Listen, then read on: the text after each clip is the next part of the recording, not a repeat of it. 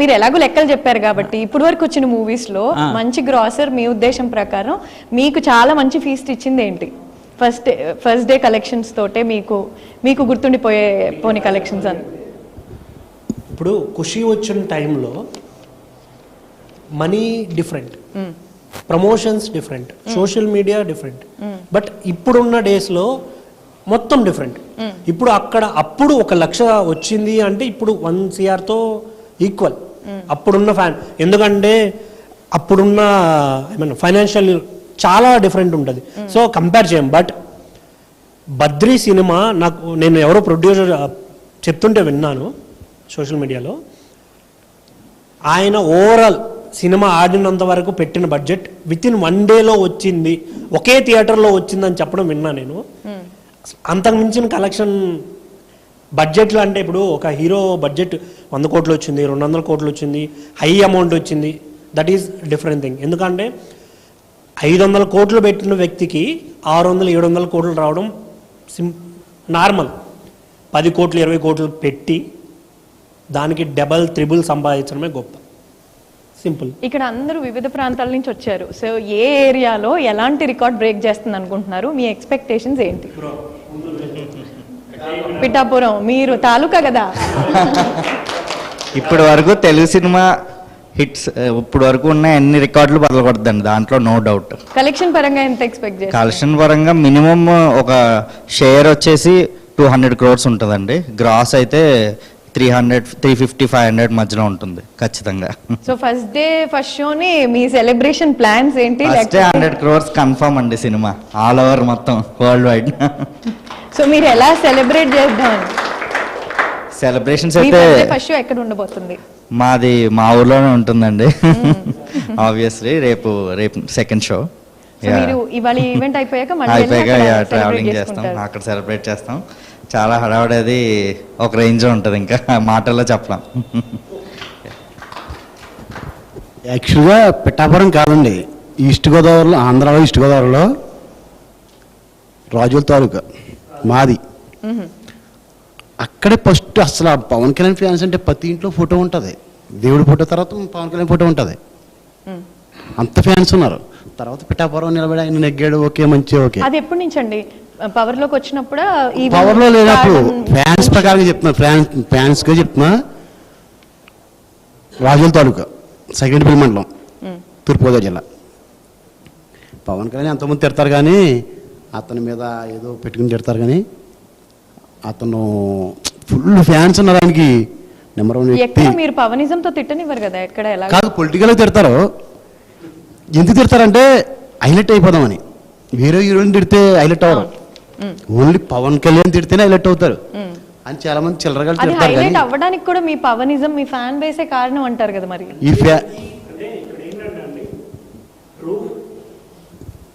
True fan ఎప్పుడు highlight అవ్వాలనో, లేకుంటే ఆయన ఫ్యాన్డమ్ యూజ్ చేసుకొని ఎదగాలనో అలా ఎవరు థింక్ చేయరు. రియల్ ఫ్యాన్స్ అని చెప్పుకునే వాళ్ళు చాలా మంది ఉంటారు.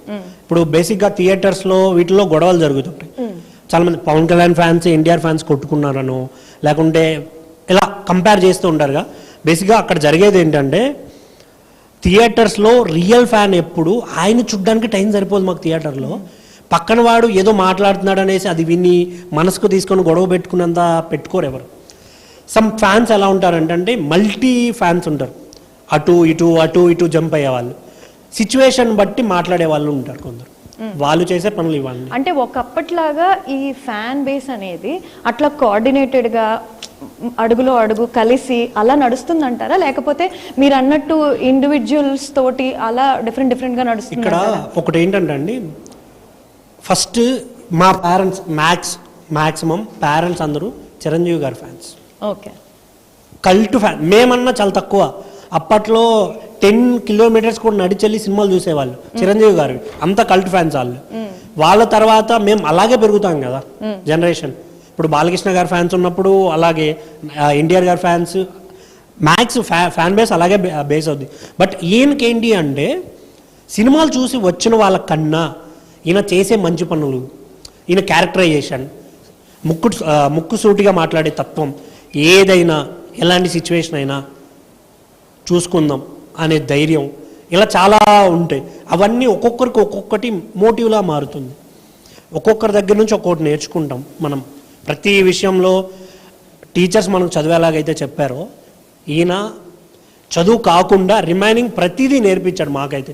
కాబట్టే మేము చాలా గట్టిగా నమ్ముతాం ఆయన్ని. ఇప్పుడు ఆయన ఒక మాట చెప్పారు, చాలామంది ట్రోల్ చేస్తారు సోషల్ మీడియాలో, మీ పవన్ కళ్యాణ్ రోజుకో మాట చెప్తాడు కదా.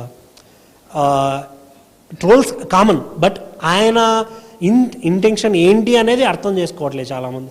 బట్ ఫ్యాన్స్ ఎవరైతే ఉంటారో వాళ్ళకు కూడా ఏంటంటే మొండిగా ఉండడం కన్నా ఆయన చెప్పింది వినడం చాలా బెటర్.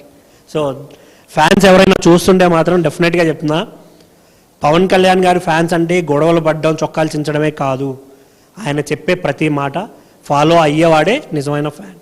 సో పవనిజం డెఫినేషన్ ఇది. చెప్పారు మొత్తానికి. పవనిజం డెఫినేషన్ ఇది. పవనిజం అంటే ఆయన హెయిర్ స్టైల్ వేసుకోనో, బట్టలు వేసుకోనో, లేకుంటే నేను పవన్ కళ్యాణ్ ఫ్యాన్ అని చెప్పుకొని తిరగడమో ఇది కాదు. రియల్ ఫ్యాన్, నిజంగా చాలామంది ఫ్యాన్ అనుకుంటున్నాను నేను అనేవాళ్ళు చాలా ఎక్కువ మంది ఉన్నారు. కాబట్టే అప్పుడు ఓడిపోయారు ఆయన. నియర్లీ అంటే పొలిటికల్గా చాలా జరిగింది, క్యాష్ ఫీలింగ్స్ వగేరా వగేరా చాలా జరిగాయి. ఓడిపోవడం వెనక చాలా కుట్ర ఉంది. కాకపోతే గెలవడం వెనక కూడా చాలా పెద్ద కుట్ర ఉంది. అది చాలా ఉంది కదా.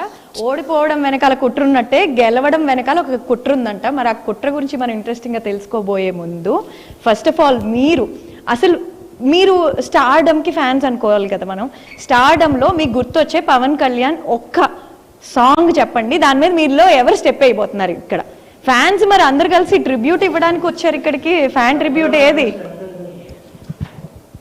చెప్పాలి? మీ ఫేవరెట్ సాంగ్ ఏంటో చెప్పండి. ప్లే చేద్దాం. ఫేవరెట్ సాంగ్ వచ్చేసి గబ్బర్ సింగ్ లో ఫస్ట్ ఇంట్రడక్షన్ సాంగ్ ఒకటి. నెక్స్ట్ నాకు బాగా అయిపిచ్చి, నాకు బాగా ఎనర్జీ ఇచ్చి, నాకే కాదు చాలా మందికి జల్సాలో నన్ను ఇంతమంది ఫ్యాన్స్ ఇక్కడ ఉన్నారు, మరి పవన్ కళ్యాణ్ పాట మీద స్టెప్ వేయలేకపోతే ఎట్లా?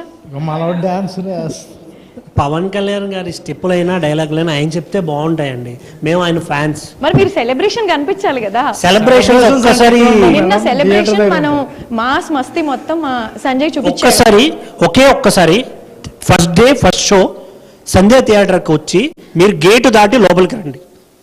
గేటు దాటి లోపలికి వచ్చే ధైర్యం చేయండి, అప్పుడు చూద్దాం. ఇప్పుడు మీరు ధైర్యం గురించి చెప్పారు కాబట్టి ఈ మధ్య కాలంలో జరుగుతున్న ఈవెంట్ మిషప్స్ కి సంబంధించి మీరు పవనిజం కి ఒక ఐడియాలజీ ఇచ్చారు. ఆ ఐడియాలజీ పరంగా మీరు ఫ్యాన్స్ అందరికీ త్రూ అవుట్ ఇది చాలా పెద్ద సెలబ్రేషన్ ఈవెంట్ కాబట్టి మీరు ఏం డైరెక్షన్స్ ఇవ్వబోతున్నారు, ఎలాంటి డిసిప్లిన్ ఉంచబోతున్నారు కూడా చెప్పే బాధ్యత. ఫస్ట్ ఫ్యామిలీస్ తోటి చిన్నపిల్లలతోటి వెళ్ళేటప్పుడు జాగ్రత్తలు వహించాలి.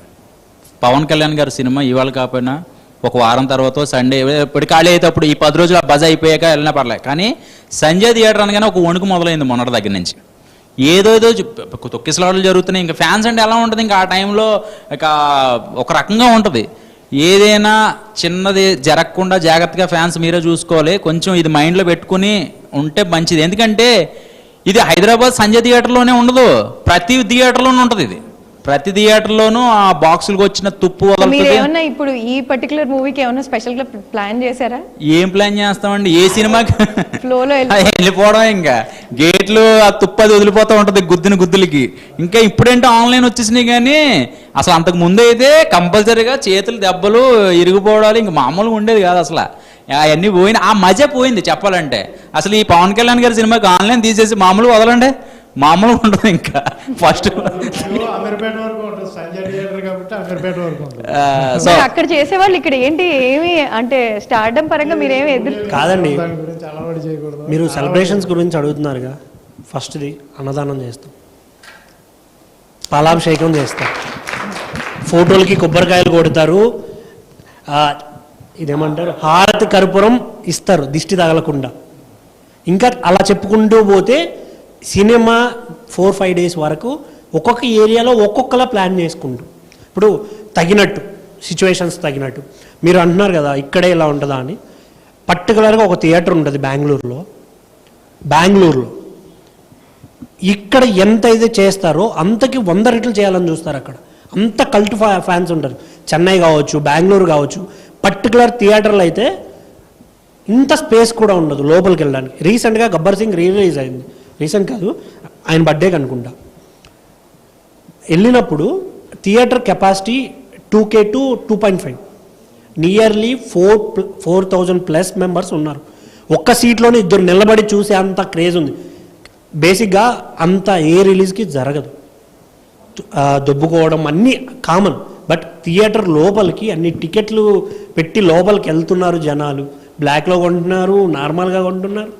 ఒక్క సీట్లో ఇద్దరు నిలబడుకొని కూడా 2 hours సినిమా చూస్తున్నారు వాళ్ళు. ఎవరికి సాధ్యం అండి అంత ఫ్యాన్స్ని, ప్రేమను సంపాదించడం? Not fans. మా అందరిది నాకు తెలిసి అభిమానం కన్నా ప్రేమని చెప్పడం చాలా హ్యాపీగా ఉంటుంది నాకైతే. మా అందరిది బేసిక్గా అమ్మా నాన్న మీద ప్రేమ ఉంటుంది, అలాగే ఆయన మీద కూడా ఉంటుంది మాకు. ఈక్వల్ టు అంటే అందరూ అనుకోవచ్చు. ప్రేమంతా ఆయనకి నెక్స్ట్ సినిమాలు తీసుకొచ్చేటప్పుడు అది ఒక బాధ్యత పెంచట్లేదా, లేకపోతే ఒక భయాన్ని నింపట్లేదా? మీరు ఓన్లీ మూవీ సైడ్ నుంచి మాట్లాడుతున్నారు అనుకుంటా. ఆయన అవసరం సినిమాల కన్నా ప్రజలకు ఎక్కువ ఉంది. సో ఇక్కడే ఉండాలి ఆయన. సో మీరు ఇండైరెక్ట్ గా ఓట్ వేసేసారు ఇప్పుడు. ఇండైరెక్ట్ గా కాదండి, ఇప్పుడు సినిమాలు తీయడానికి చాలా మంది హీరోస్ ఉన్నారు. ఎందుకంటే జూనియర్ పవర్ స్టార్ కూడా వచ్చేస్తున్నాడు, ప్రాబ్లం లేదు. ఆయనలో ఈయన చూసేసుకోవచ్చు. కానీ ఒక నిజాయితీ పరుడైన పొలిటీషియన్ని ఇప్పటి వరకు నేను ఉన్నారు, లేరని నేను అన్నాను. బట్ నా ఏజ్ స్టార్ట్ అయిన అంటే ఐ మీన్ మేము ఓటు వేయడం స్టార్ట్ అయినప్పటి నుంచి కావచ్చు, మాకు పొలిటికల్గా నాలెడ్జ్ వచ్చినప్పటి నుంచి మేము చూసిన ఒకే ఒక్క నిజాయితీ పరుడు ఆయన.